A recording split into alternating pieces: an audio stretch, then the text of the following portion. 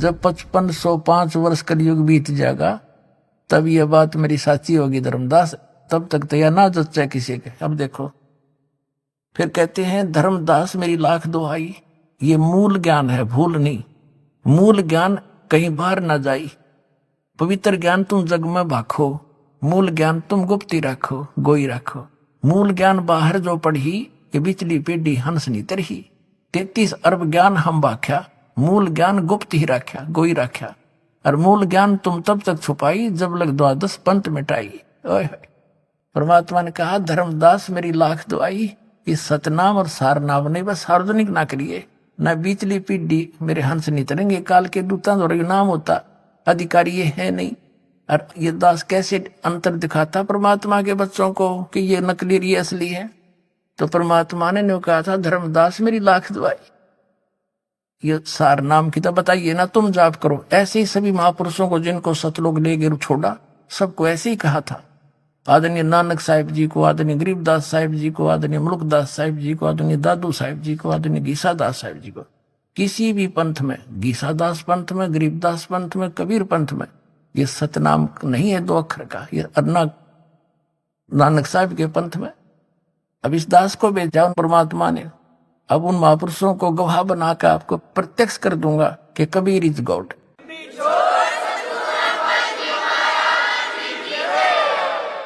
अब ये संवेद बोध 121 पृष्ठ पर आपने पढ़ लिया था। 121 पृष्ठ पे यहां पर कि चौथा युग जब कलयुग आई, तब हम अपना अंश पठाई। काल फंद छूटे नरलोई, सकल सृष्टि परवाह नहीं कोई। पूरी सृष्टि नाम लेवेगी बंदी छोड़कर कबीर साहब का। घर घर देखो बोध विचारा, और सत नाम सब ठोर उचारा। खुले तौर पर बताया जाएगा फिर नाम सब पुण्यात्माओं का सतनाम का। वो 2 अक्षर का नाम है। और 5500 पाचा, तब ये वचन मेरा होगा साचा। कलयुग बीत जाए तब एता, सब जीव परम पुरुष पद चेता। सब जीव परमात्मा के उसे परम पद से परिचित हो जाएंगे। अब देखना ये कबीर साहब का फैसला संबोध ही चल रहा है। 171 पृष्ठ पर आ गए हम। अपनात्माओं इसमें लिखा है 500 और 500 जब कलयुग बीत जाए, परम पुरुष फरमान तब जग तारण को आए। कबीर साहब कहते हैं जब 5000 यानी 5500 कलयुग बीत जाएगा, तब एक महापुरुष आवेगा। वहां तो उन्होंने खुद कह दिया हम चल कर आएंगे, तो बार बार न्यों का मावांगे तो वजह से नहीं, तो स्पष्ट कर दिया कि महापुरुष फरमान तब जग तारण को आवे। हिंदू तुर्क आदि सब जेते जीव जहान, और सत नाम की साख गए ये पावा पद निर्वाण। पूरे जितने भी जीव हैं, हिंदू हैं, मुसलमान हैं, या कोई सिख है, कोई भी आगे जो चलेंगे, सारे जितने भी जीव जहान में और 2 सत नाम की साख ले, वो पावा पद निर्वाण। निर्वाण माने मोक्ष पद प्राप्त करेंगे।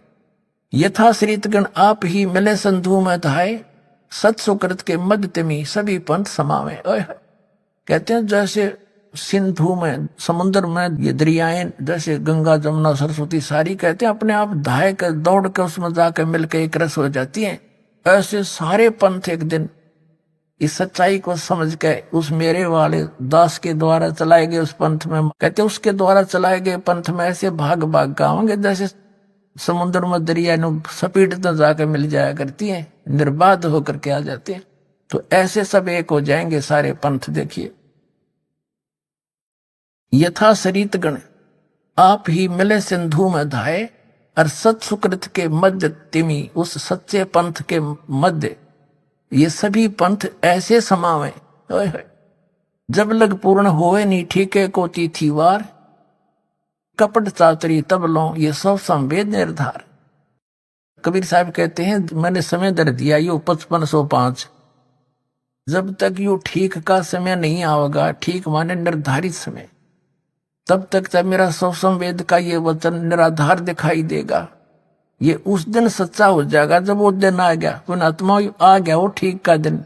ये सारे जाड़ के दर दिए दास ने।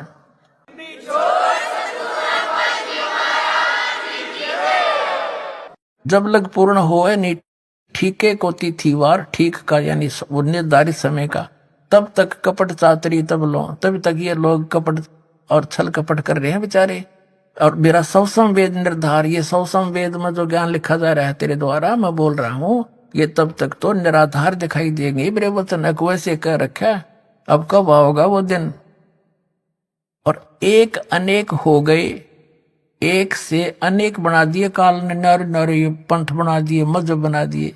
कहते पुनः अनेक हो एक, वो सारे फिर एक हो जाएंगे दोबारा। और हंस चले सतलोक सब सतनाम की टेक, सतनाम के सारे सारे जो सतलोक, हंस सतलोक जाएंगे। और घर घर बोध विचार हो, दुर्मति दूर बहाए। और कलयुग में सब एक सोई, बरते सहज सुभावे। ओए होए, कहते हैं सब तो सतनाम लेंगे और कलयुग में सब नर नारी शुद्ध हो जाएंगे, ये बुराई छूट जाएगी। जहर दिखाई देगा, यूं रिश्वत लेते हैं, ये जहर खा रहे हैं बिना ज्ञान के बालकों की तरह। जहर दिखाई देगा अपने, और केवल एक सतलोक दिखाई देगा। और आपका कोई भी काम होगा, भगवान को किस लिए ढूंढते हैं, किस लिए उसकी शरण ग्रहण करते हैं? कि सब दुख दूर किया करता है, सब आवश्यकताएं पूर्ति करता है। और ऐसे कर देगा, आप समझ में नहीं सकोगे। तो फिर हमने क्या आवश्यकता है फिर बकवाद करने की, और फिर विष दिखाई देगा। तो कहते हैं घर घर बोध विचार हो और दुर्मति दूर बहाए, सबकी दुर्मति दूर हो जाएगी इस ज्ञान से। और कलयुग में एक हवे हवे हो के हवे, और सोई बरते सहज सुभाए, सब प्यार तरह करेंगे। और कहा उगर का सूदर हो, हर सब की भवबीर, सो समान समदृष्टि है वो समरथ सत कबीर। कहते हैं कि तो डाकू ठग लुटेरे चोर और ये रिश्वतखोर, और क्या फिर शूद्र जो छोटी जाति या नीची, कहते सब एक हो गए, भवभीर सब एक हो जाएंगे। और वो जो पंथ का प्रवर्तक होगा, देखिए सो समान समदृष्टि, वो सब पर को समान दृष्टि से देखेगा, वो है समरथ सत कबीर। बोलो सतगुरुदेव।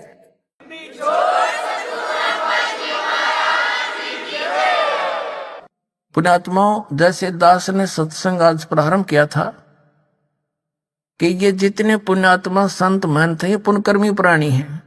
और इनको काल ने सिलेक्ट कर लिया कबीर साहब के बच्चों को मिसगाइड करने के लिए। और वो पूर्व जन्म की पुण्यकर्मों से परिपूर्ण होते हैं।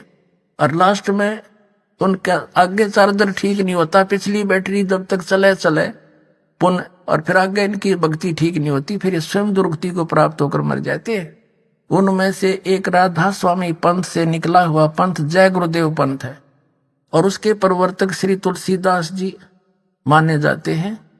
और वो एक बहुत पुण्यकर्मी प्राणी थे, काल के फंस गए हैं। और उन्होंने सन 1971 में इस दास के बारे में आकाशवाणी की थी कि वो एक महापुरुष आवेगा। देखो थोड़ी सी पढ़ेंगे जब अच्छा लगेगा। एक है ये जय गुरुदेव की वाणी, पुस्तक भाग 2। और ये है श्री वो तुलसीदास जी, बाबा जय गुरुदेव जी महाराज, परम संत तुलसीदास जी महाराज। हर इसके चेले कहें विश्व को शांति नहीं से मिलेगी, मिल गई शांति, दूना बिगड़ गया काम। अब ये है जय गुरुदेव की अमरवाणी, शाकाहारी सदाचारी बाल संघ से संकलित, प्रकाशक दिव्या शर्मा, 88 साकेत कॉलोनी, मथुरा, उत्तर प्रदेश। मुद्रक है अर्जेंट प्रिंटर्स, पुराना बस स्टैंड, मथुरा, उत्तर प्रदेश। इन्होंने पहले इसके 59 पृष्ठ पर चलते हैं। ये है इसका 59 पृष्ठ।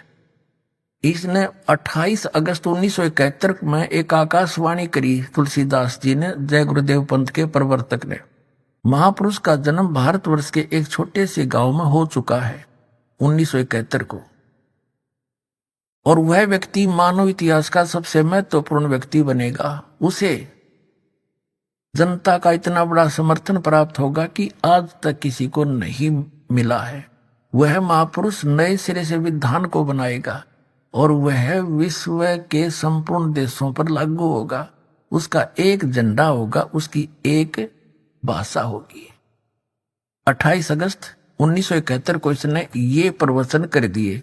फिर श्रद्धालुओं ने पूछा, भगवान जब वो आ लिया महाराज जी तो उसका पता बता दो, बहुत पीछे पड़ दिए।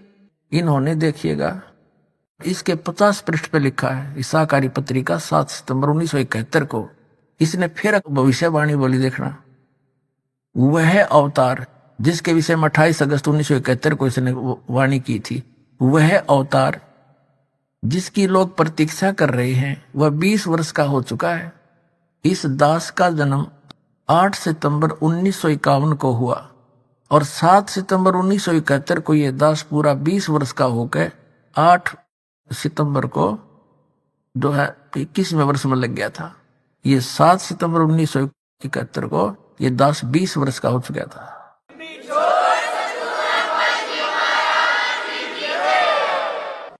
वह अवतार जिसकी लोग प्रतीक्षा कर रहे हैं 20 वर्ष का हो चुका है, और यदि उसका पता बता दूं लोग पीछे पड़ जाएंगे।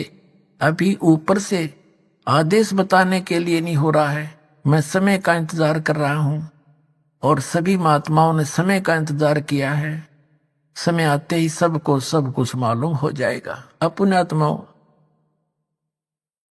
सन 2011 में दास ने सत्संग करके ये आध्यात्मिक ज्ञान चर्चा के माध्यम से ये सत्र कर दिया था कि ये पुण्यकर्मी प्राणी सन 1971 में इसकी दिव्य दृष्टि काम कर रही थी, क्योंकि इसकी बैटरी चार्ज थी पिछले पुण्यकर्मों से। आगे ये 500 नाम काल के जाप करे था, वो कोई भक्ति थी नहीं। तो 2011 में दास ने ये कहा कि यदि आज इसकी दिव्य दृष्टि काम कर रही है तो ये बता दे वो कौन है। 20 वर्ष का था 1971 में, इसको बता देना चाहिए कि जाओ भाई ले लो नाम, जाओ कल्याण करवा लो। लेकिन उस समय यू फ्यूज हो लिया था, इसकी बैटरी डिस्चार्ज हो चुकी थी, भक्ति खत्म हो गई थी और गल के मेरे हाथ पैर इसके जिंदा लाश लिए फिर रहे थे इनको। और जब इसका जू नहीं रहेंगी तो 2-3 महीना बाद से इसकी टकटा काट दी परमात्मा ने। या तो इसके लिए सुअवसर दिया था दाता ने कि अपने भार मुक्त हो जाता और परमात्मा के बच्चे आसानी से आगे इसके कहते ही सारे मान जाते। भी चलो पहले से कहा करते थे, अरे आगे एकदम सारे समझ जाते।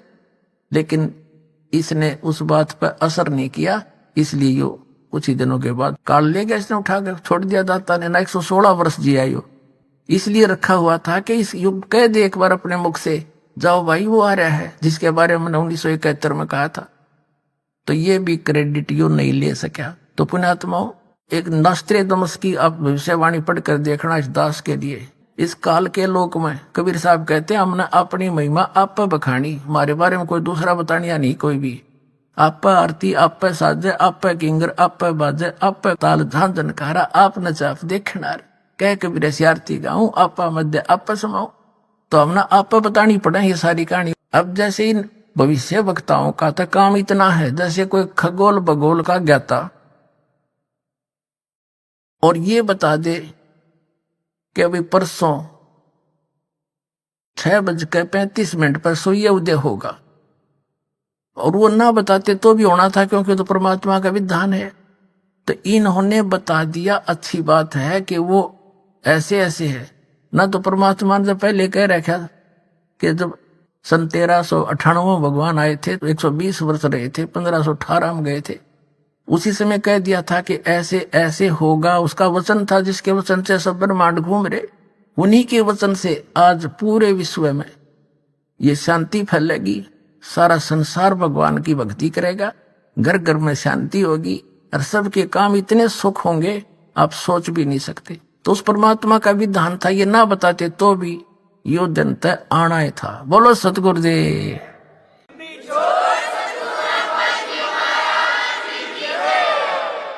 परम पिता परमात्मा पूर्ण ब्रह्म सारी सृष्टि के रचनहार कुल मालिक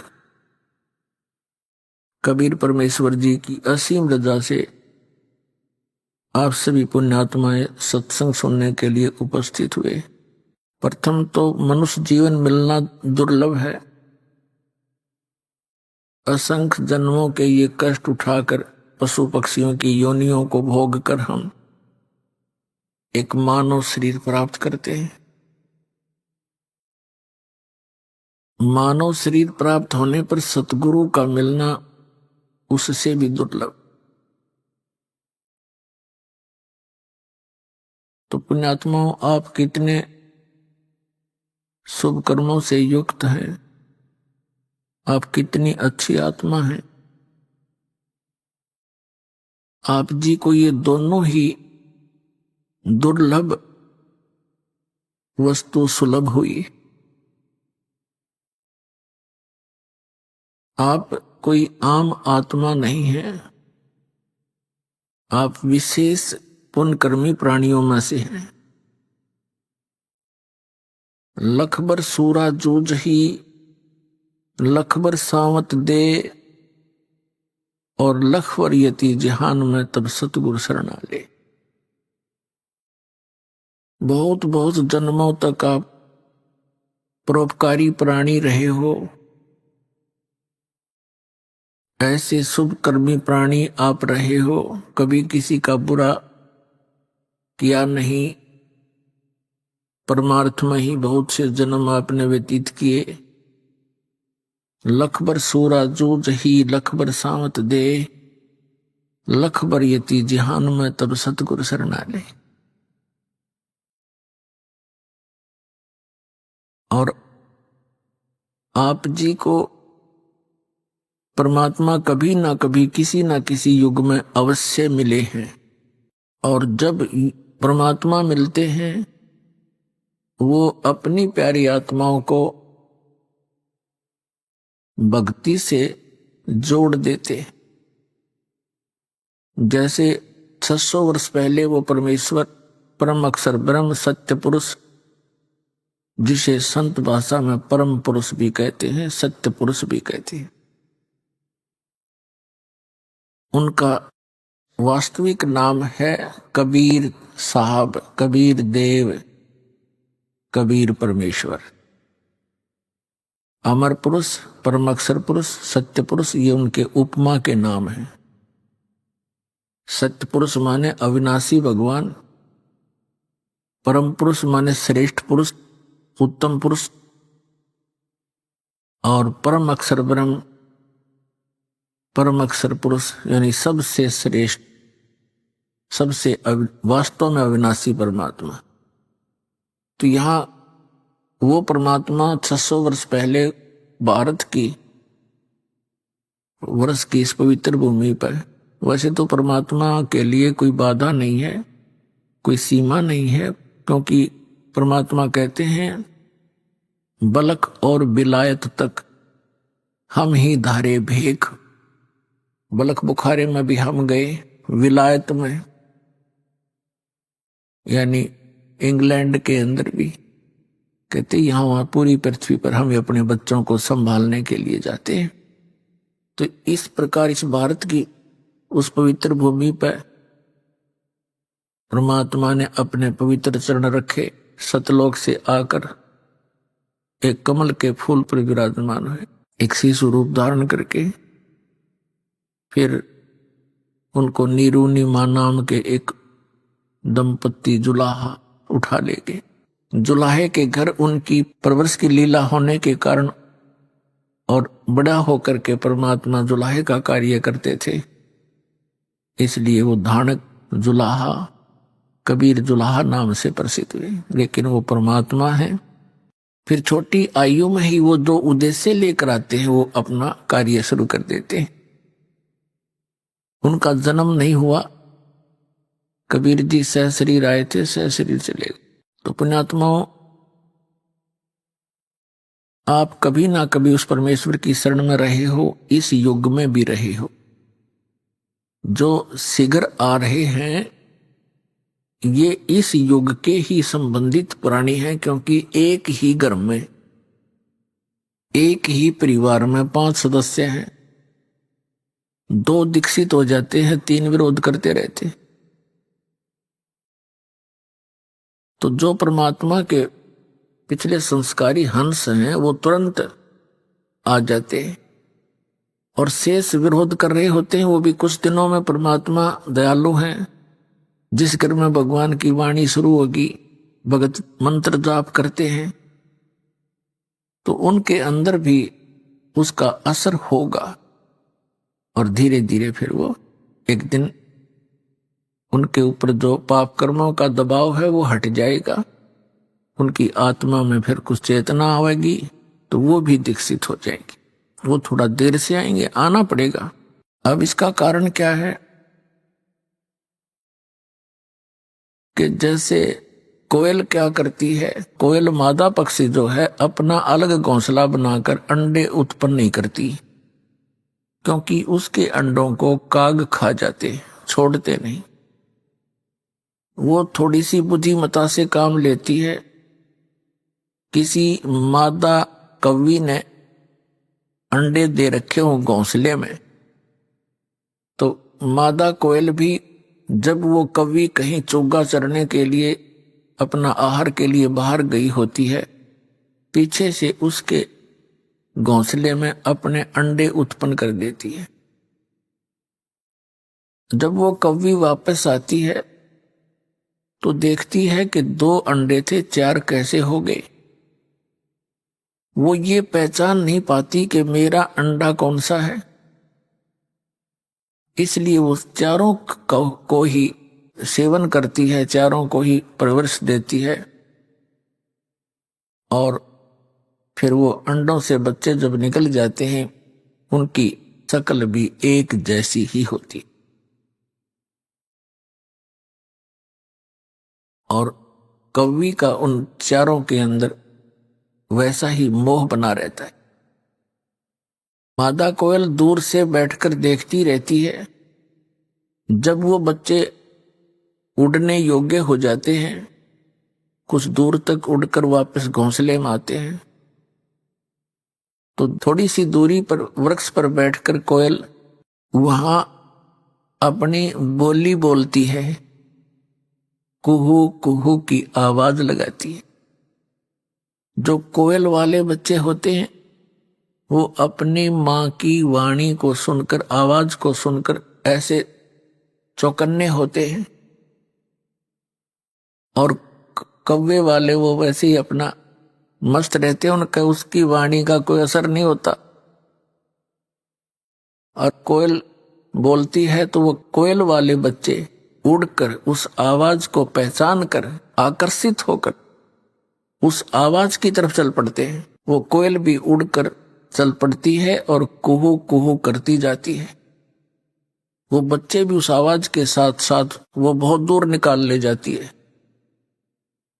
कभी कुछ देर तक उनका पीछा करती है कि मेरे बच्चे गए। जब वो बहुत दूर चले जाते हैं तो सोचती है कहीं दूसरों को कोई हानि ना पहुंच जाए, वो वापस आ जाती है, उनका पीछा छोड़ देती। तो पुण्यात्माओं, परमात्मा की ये वाणी, कोयल वाली वाणी समझो अमृत वाणी। आप जी ने टीवी के माध्यम से सुनी हो या किसी पुस्तक का अध्ययन करके ग्रहण की हो, आप वो पुण्यात्मा है, परमात्मा के बच्चे हो, और परमेश्वर ने अपनी वाणी बोलकर आपको आकर्षित कर लिया और आपको शरण में ले लिया, क्योंकि आप उसके बच्चे हो। और जो आ नहीं रहे हैं वो कभी भी परमात्मा के चरणों में लगे नहीं, और जो आ जाएंगे वो जो और आ जाएंगे घर के सदस्य, तो वो भी परमात्मा के बच्चे कभी ना कभी उसकी शरण में रहे। अब जैसे क्या बताते हैं कि तुलसी पिछले पाप से हरिचर्चा ना भावे, और जैसे जवर के बेगते भाई भूख विदा हो जावे। जैसे किसी को जवर हो जाए, मलेरिया हो गया, तो उसको आहार भी कड़वा लगता है, कौड़ा, मुर्खा दाख भी कड़वी लगती है, और काजू किस्मत सेब संतरे और प्रतिदिन करने वाला आहार भी कड़वा लगता है। वो पदार्थ कड़वे नहीं है। उस जवर ने उसके शरीर की व्यवस्था बिगाड़ दी, जिसके प्रभाव से उसको स्वादिष्ट पदार्थ भी अस्वादिष्ट लगते। तो इसी प्रकार तुलसीदास जी कहते हैं, तुलसी पिछले पाप तय हरिचर्चा ना भावे, और जैसे जवर के बेग से भूख विदा हो जाए। तो उनके ऊपर पाप कर्मों का दबाव अत्यधिक है, उनको पाप कर्मों का जबर बना हुआ है, मलेरिया बन गया। अब किसी को जबर हो जाता है, मलेरिया जबर हो जाता है, उसका उपचार क्या है कि ना चाहते हुए भी वो कुनीन की कड़वी कड़वी गोलियां खानी ही पड़ेंगी, और उन कड़वी दवाई को खाने से ही उसका मलेरिया जबर शांत होगा।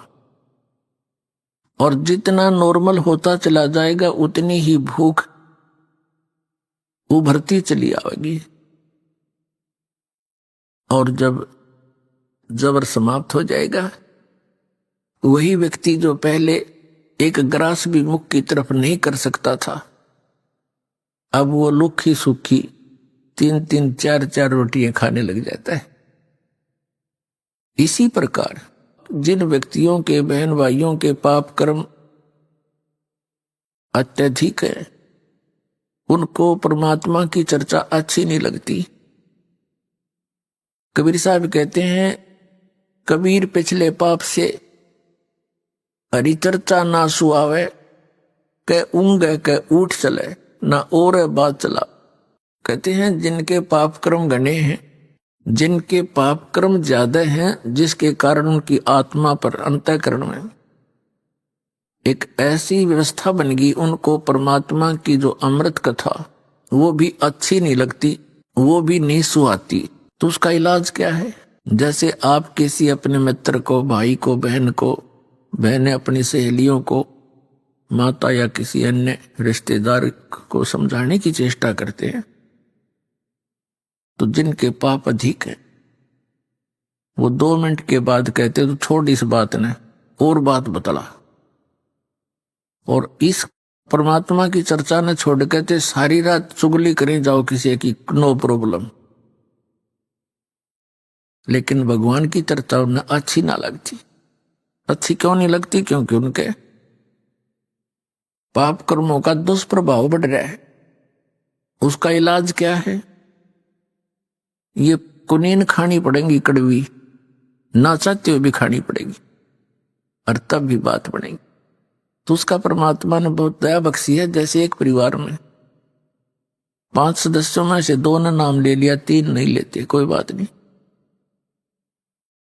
अब उनके पाप कम थे, तुरंत 1 के 2 टेबलेट्स थे, ठीक हो गए, क्योंकि ज्ञान तो उन्होंने भी सुना, तभी आकर्षित हुए। अब परमात्मा दया बख्शते हैं, प्रत्येक घर में सुबह आरती चले, दोपहर ने असुर निकंदन रमैणी, सुबह नित्य में, शाम को आरती। ये तो खूब आवाज में लगाते हैं अपने घर में, सबके ऊपर असर पड़े। और बाकी उस घर के 2 सदस्य मंत्र जाप करते हैं, तो उस मंत्र के जाप की भी शक्ति अपने आप गंध वहां फैलती है, उसकी प्रभाव फैलता है परिवार में। तो वो जो नहीं नाम ले रखा, उनके भी असर होना शुरू हो जाता है। तो परमात्मा बड़े दयालु है। ये सभी उसी के बच्चे हैं। जो भक्ति ना करते वो भी मालिक के बच्चे हैं, वो निकम्मे बच्चे हैं। जो भक्ति कर रहे हैं वो अच्छे बच्चे हैं। उन निकम्मों को भी परमात्मा अच्छे बनावेगा, क्योंकि माता पिता यही चाहते हैं मेरे सारे बच्चे और ठीक हो जाएं। अब घर के सदस्य घर से बाहर कहां जाएंगे? परमात्मा की वाणी उन्हें सुननी ही पड़ेगी, और कभी ना कभी वो बुखार उतर जाएगा, और फिर वो उनसे भी आगे बैठे पाओगे आश्रम में। तो ये परमात्मा का ऑपरेशन है। तो परमात्मा का जो प्रोसेस है, प्रोसीजर है, ऑपरेशन है, ये कंप्लीट होता है। इसमें कोई मीन मेख नहीं होती, कोई त्रुटि नहीं होती। वो जो कार्य करते हैं वो परिपूर्ण ही किया करते हैं। अब उन्होंने यूं काम शुरू किया है, उन्हीं के आदेश से, उन्हीं के वचन से सब कार्य शुरू हुआ है, और ये पूरे विश्व में होगा। बतेरे बहुत दिन हो गया हमने डले डोचा ने, आज तक बताओ क्या साथ लेकर गया कोई प्राणी? किसी का इतिहास देख लो। कबीर साहब फिर हमें ज्ञान देते हैं, हमें ये ज्ञान हो जाएगा। अभी आपने सुने संत रामपाल जी महाराज